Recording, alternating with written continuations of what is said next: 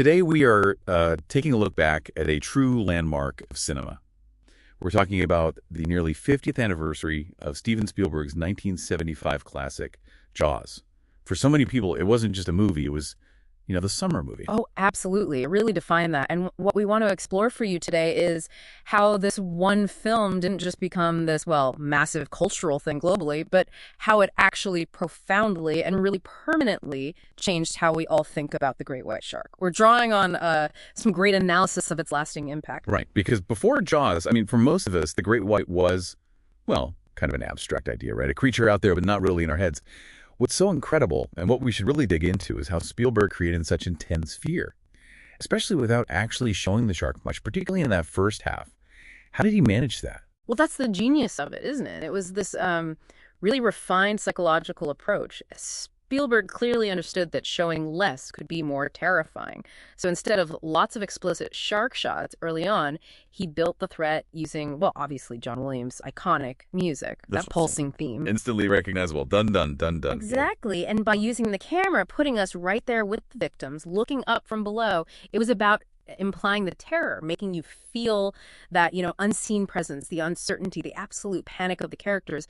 That feeling hits much harder than just seeing the monster right away. Yes, more than just a jump scare, it's sustained dread. And he didn't just make us scared of a shark, did he? He almost elevated the animal itself, turned it into this kind of film archetype, something bigger than life, almost mythological, unstoppable, merciless. He absolutely did. That's a great way to put it. The shark in Jaws isn't just an animal. It's presented as this primal force of nature, something that challenges our human arrogance, our illusion of control over the natural world. And Spielberg blurred that line really effectively between animal and, monster, often just showing it as a dark shape or using those swaying camera shots from its point of view. It made the shark feel omnipresent, inescapable. And then you have the characters Brody, the symbol of reason, trying to protect his community. Right. Quint, who's all about this primal rage, this almost obsessive hunt. And Hooper, the scientist, bringing in curiosity and maybe a bit of naivete. Together, they really represent humanity's different ways of grappling with this uncontrollable force. That's fascinating. And beyond the deep psychological stuff, let's not forget, this movie was a huge commercial success. Yeah. It's pretty much credited with inventing the summer blockbuster.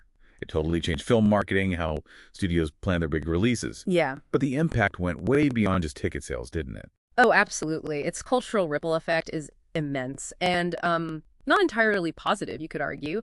That intense fear Jaws created, it directly led to a really significant negative public image for sharks, a really damaging one. It's something that, conservationists and marine biologists have had to work incredibly hard to counteract ever since. So the movie portrayal kind of took over the reality. Pretty much. In the public mind, the fictional monster overshadowed the actual creature. It's a really stark reminder of how powerful storytelling, especially cinema, can be in shaping our perceptions. So here we are, almost 50 years later, and it's clear Spielberg's direction, Williams' score, that psychological tension.